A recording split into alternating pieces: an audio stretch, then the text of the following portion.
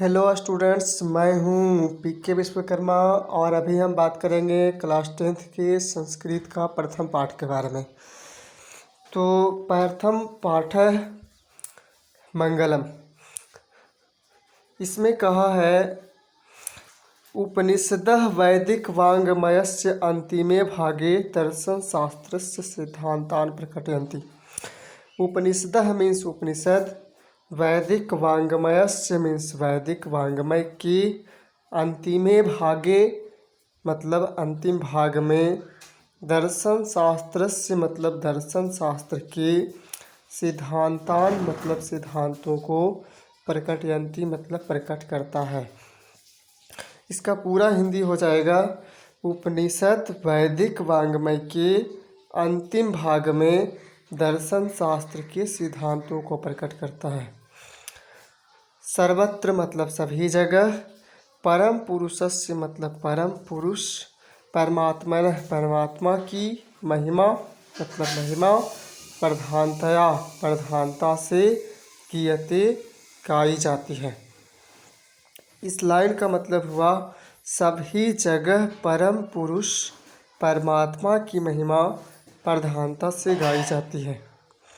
तेन उस, तेन मीन्स उस, परमात्मना परमात्मा से, जगत संसार, व्याप्तम व्याप्त, अनुशासितम अनुशासित, च और अस्ति है। इसका मतलब हुआ उस परमात्मा से जगत व्याप्त और अनुशासित है। स एव मतलब वही, स एव मतलब वही, सर्वेषां तपसाम वही सभी तपस्याओं का, सर्वेषां मतलब सभी, तपसाम मतलब तपस्याओं का, परमम मतलब परम, लक्ष्यम मतलब लक्ष्य है। वही सभी तपस्याओं का परम लक्ष्य है।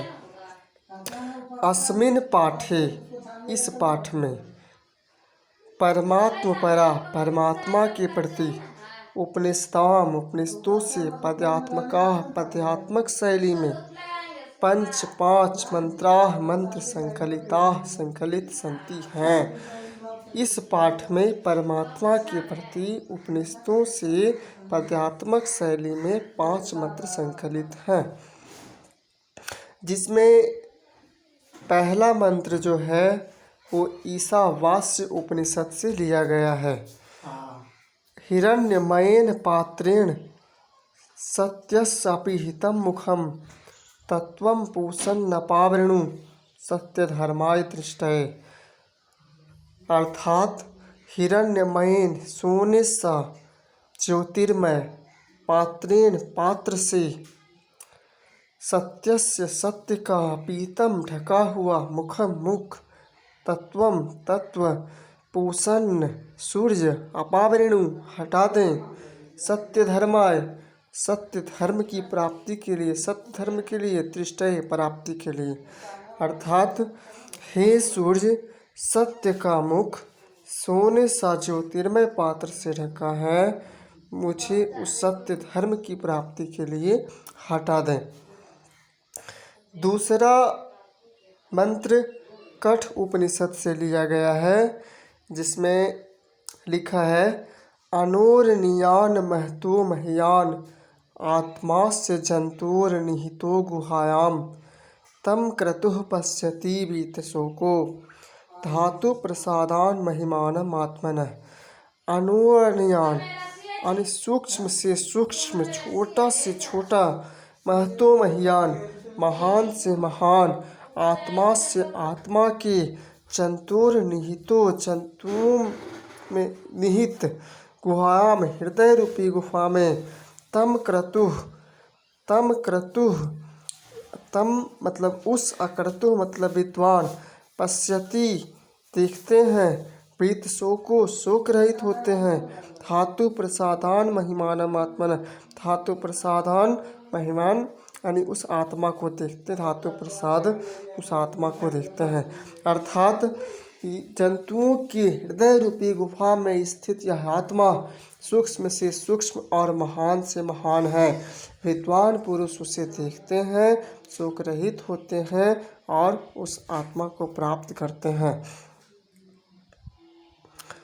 तीसरा श्लोक, तीसरा मंत्र जो है वो मुंडक उपनिषद से लिया गया है, जिसमें लिखा है सत्यमेव जयते नानृतम सत्येन पंथा विततो देवयानः येनाक्रमन्त्य ऋषयो ह्याप्तकामा यत्र तत्सत्यस्य परम निधानम।